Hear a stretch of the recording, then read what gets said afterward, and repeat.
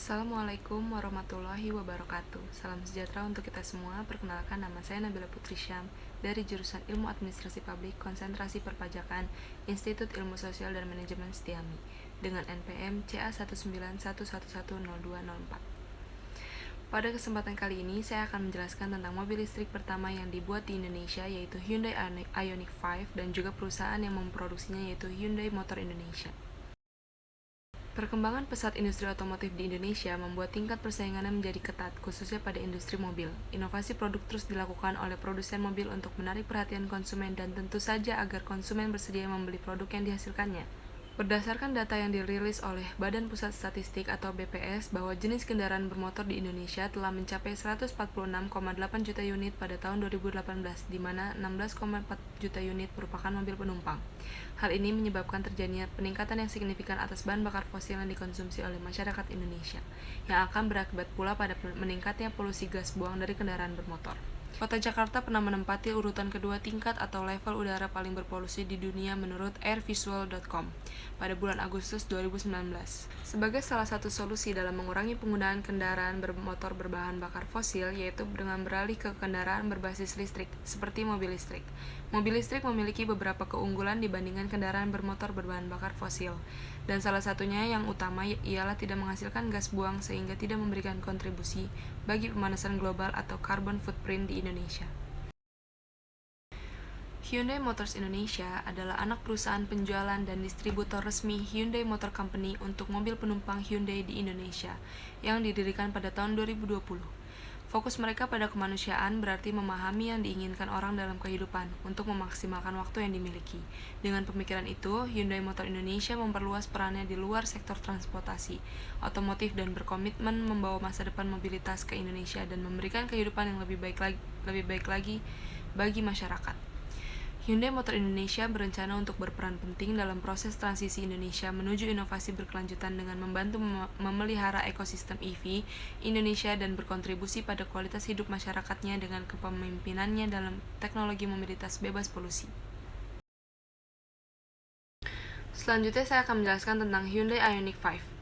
Hyundai Ioniq 5 adalah bagian dari rencana Hyundai Motor Group untuk memperkenalkan 23 model BEV dan sebagai batu lompatan untuk mencapai rencana penjualan 1 juta unit BEV di seluruh dunia pada tahun 2025. Mobil listrik terbaru Hyundai yang baru saja dikenalkan di IIMS 2022 ini ternyata juga memiliki keunggulan dalam segi performa. Saat dilengkapi dengan motor tunggal, perkiraan jarak mengemudi maksimum EPA Ioniq 5 dengan sekali pengisian daya adalah sekitar 303 mil atau 487 km. Padahal kisaran perkiraan EPA maksimum dari model penggerak semua roda motor ganda rata-ratanya hanya 411 km saja. Berikut ini Anda bisa melihat spesifikasi Hyundai Ioniq 5.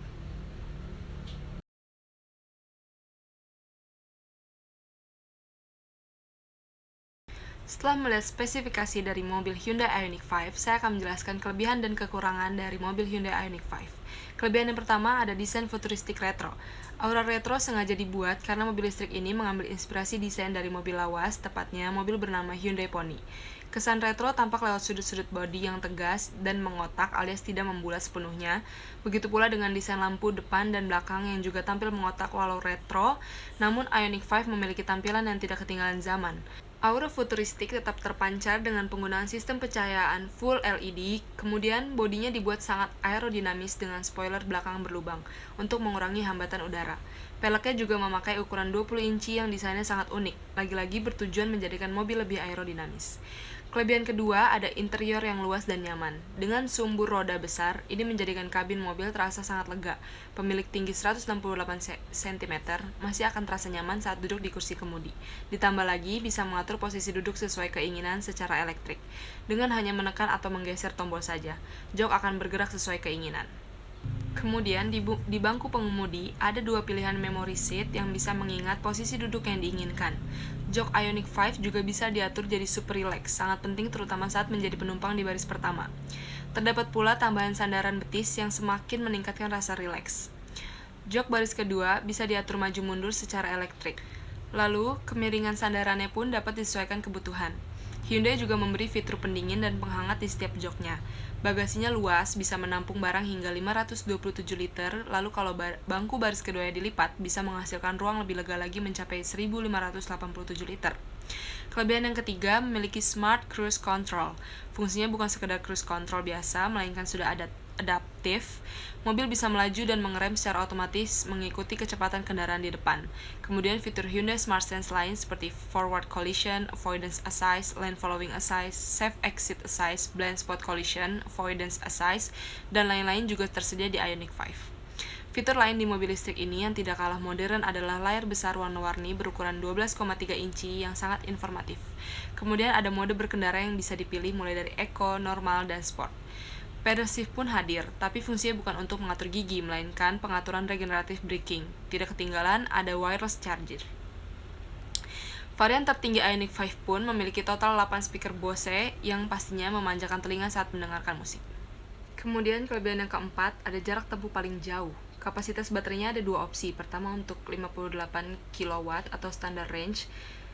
Ini bisa untuk berkendara sejauh 384 km. Lalu untuk baterai yang paling besar, kapasitasnya tembus 72,6 kW atau disebut varian long range. Ini bisa membuat mobil melaju 481 km, yang menjadi mobil listrik Hyundai dengan jarak tempuh terjauh. Kelebihan kelima ada fitur Vehicle to Load. Ioniq 5 pun punya fitur V2L atau Vehicle to Load. Ini memungkinkan mobil menjadi powerbank berjalan, total daya mencapai 3,6 kW. Bisa dipakai memberi tenaga berbagai perangkat elektronik seperti kulkas hingga coffee maker. Ada dua colokan yang bisa digunakan. Pertama di bawah jok bangku baris kedua, itu dapat dimanfaatkan saat mobil sedang berjalan, misalnya mengaktifkan laptop. Sementara colokan kedua letaknya di luar mobil, di sisi kanan belakang. Ini hanya bisa diaktifkan saat mobil berhenti. Disebut sebagai kelebihan Ioniq 5 lantaran mobil listrik Hyundai lain tidak memilikinya. Sedangkan kekurangan yang dimiliki Hyundai Ioniq 5 yaitu yang pertama adalah Vision Roof. Fitur ini menjadikan kabin terasa lebih lapang, lantaran ada kaca besar di atap untuk melihat pemandangan luar, tetapi Vision Roof tersebut tidak bisa dibuka, berbeda dengan sunroof. Yang kedua, tidak memiliki fitur Blue Link. Tentu ini akan menjadi kekurangan. Karena dengan Blue Link, pengemudi bisa mengatur berbagai hal soal mobil hanya dari smartphone, misal mengaktifkan mesin, menyalakan AC, dan lain-lain. Kemudian, Blue Link juga membuat keselamatan berkendara semakin baik, karena teknologi ini memungkinkan kehadiran tombol SOS di mobil. Jadi bila ada masalah darurat di jalan, pengendara cukup tekan tombol tersebut dan langsung terhubung dengan call center Hyundai. Dari sanalah bantuan berupa derek, ambulans, hingga polisi bisa diperoleh.